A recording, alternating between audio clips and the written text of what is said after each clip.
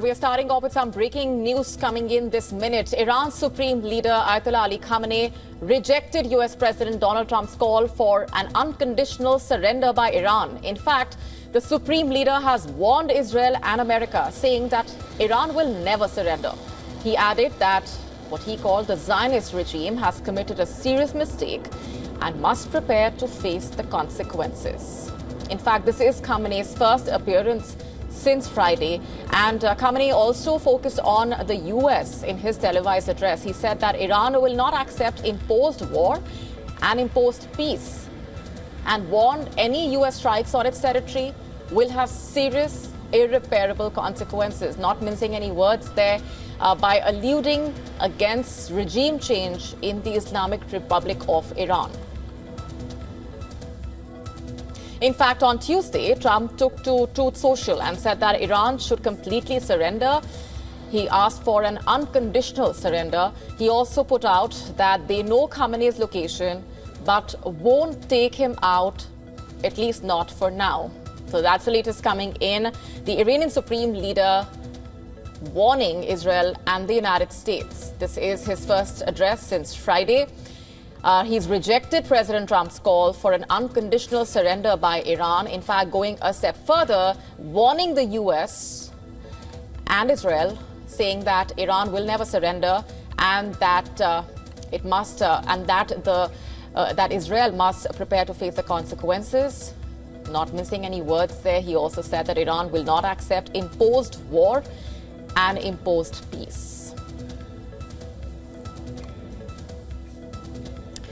And with us on the broadcast this minute is Kambiz Ghafoori, a political analyst with us. Thanks very much for being here. I have to begin by asking you for your comments on the latest coming in. The Iranian Supreme Leader there rejecting the demand that's been made by the US President for Iran to unconditionally surrender, and in fact going a step further and outrightly rejecting that possibility and warning of irreparable consequences. Thanks for having me. I think it's the current situation is a direct consequence of the Supreme Leader and its regime's policies, unnecessary hostile posture toward Israel. I would say many Iranians have mixed feelings. Of course, on the one hand, they are deeply disturbed and upset by a foreign military attack on their souls, like any other nation. But on the other hand, we should not forget that the heads of or commanders of IRGC have been killed, which they were responsible for domestic repression. So it's a very complex situation for Iranians. From one hand, they blame their own regime that followed slogans like wiping out Israel of the world's map. So what an unnecessary slogan. And we in Persian, in Farsi, our mother tongue, have a proverb which says that those who sit in a house made of glass should not throw stones to their neighbors. And that's why I think Khamenei is the main responsible person for this situation. And his stance at this moment, I don't know how Iran wants to resist, because the air defense system in Iran is almost completely demolished, and we have in Iran only missiles, which is around 2,000 missiles, ballistic missiles, and other type of missiles in Iran, and day by day Israel is hitting missile launchers. I really don't know how Khamenei says that his regime will resist, but what I could see is that Iranian infrastructures are getting hit day by day. Many cities, are under heavy bombardments. Tehran, which is a capital city with more than 10 million population, people are trying to escape from Tehran, and the situation is very bad. I really don't know how Khamenei decides to resist. Yes, he is maybe in a shelter, in a bunker, and safe from Israeli attacks, but ordinary peoples are getting killed day by day in Iran. Right. So at this point, we're seeing things taking an escalatory tone. In fact, after the U.S. president had also said that they know where Khamenei is, they will not take him out, at least not for now, and talking about how they have complete control of Iran's skies. And now we have Khamenei rejecting that warning in a way. So we're seeing this escalatory tangent, but do you see any scope of negotiation at this point? Because the way it's been seen, America was trying to use this as a pressure tactic, but Iran has outrightly rejected that. Of course, there is a very, very famous sentence from Ayatollah Khomeini, the former supreme leader of Iran after the 1979 revolution, which says that keeping this Islamic regime is their most priority. So if Khamenei follows this path, from one hand, he uses the resistance slogans, but from other hand, he knows very well that if he wants to keep this regime, in place, he should be more flexible. And I'm not sure that there is any back channel with other countries, with Europeans, with Americans. I don't know about that. But what we can see, there is no direct, clear negotiations between Iran and America at this moment. Maybe through some mediators like Omanis, Qataris, or even some European countries. Iranians want to send messages, but we are not aware of this kind of negotiations at this moment. Right. Let me also ask you for an assessment of the messaging coming in from the Israeli side, because, earlier on we've seen how since Friday, they've also, the kind of targets that they've chosen, from nuclear facilities to missile storage sites, to nuclear scientists, to top military commanders, to the state television, to the bank coming under a cyber attack. So your assessment of the Israeli strategy at this point, of course, also talking about how the Fordo nuclear site is a crucial part of that strategy, for which there is a strong possibility they will need American assistance. For sure. Look, I would say that Israelis, reached their goals. They could eliminate many nuclear scientists, and they could kill top IRGC commanders.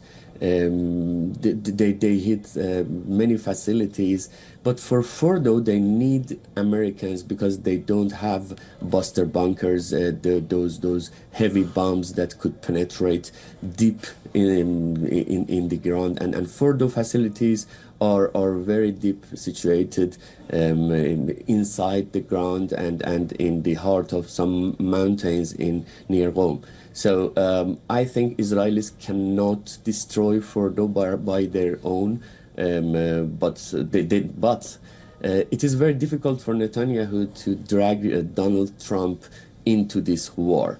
Trump's slogan before the elections, the presidential elections in the U.S., one of the slogans was that he doesn't want a new war outside America, and their people or their military personnel will not fight for others. And people in America, also those who voted for Trump, expect him not to come inside or go inside a war between Iran and Israel. And especially many things that Donald Trump is seeking a peace Nobel Prize in the next few years. So It's very difficult for Netanyahu to drag Trump into this war, and Israel by its own cannot destroy further. But we should expect that something also might happen inside Iran, some kind of uprising, some kind of regime collapse, and if a democratic regime replaces this current regime, the new establishment might decide to voluntarily, put the nuclear program aside. That's also a possibility. So, Right, but yeah. right, there's a number of possibilities at this point, but let's also talk about the fact that it all started with the Iranian nuclear program at the heart of all of this.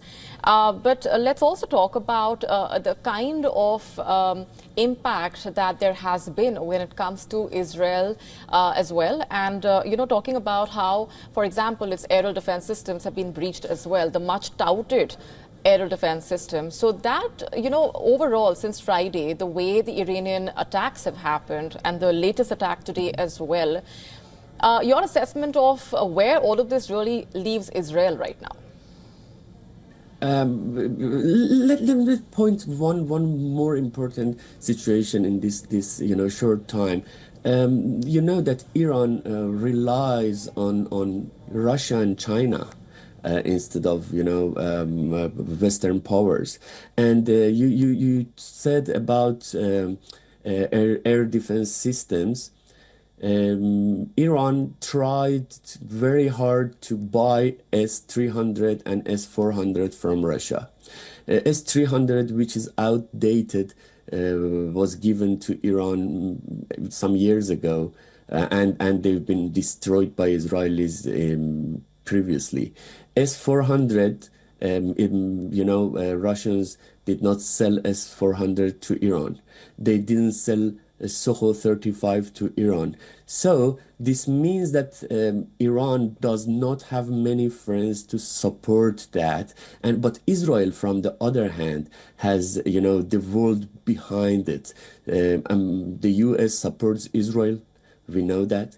European powers support Israel. We know that. Many missiles which have been shot from Iran to Israel were intercepted by foreign forces, not Israeli forces. Even American fighters, in some instances, helped Israelis. So we see some imbalance between powers, between Israeli power, military power, and Iranian military power from one hand, and from on the other hand, we should say that their friends are not also equal. The Islamic regime of Iran does not have real friends in the world. It had some proxies like Hezbollah, like Hamas, like Houthis in Yemen, and we know that Hezbollah is weaker, or let's say in its weakest time in its history. Hamas, same. Hamas leaders, in Gaza are eliminated one after another. So Iran does not have active proxies like a year ago or 2 years ago. I think Israelis know that if they continue this war and hit many other places, at the end of the day, Khamenei will surrender. And they will they will try to impose their terms or their demands. And Americans also think that, okay, we are actually Israel does the military part, and we enter at the end and deal with Iran like what they dealt with Japan at the end of the Second World War. All right. So yeah. All right, we're leaving it there for the moment. Thanks very much for joining us with those assessments. Thank you.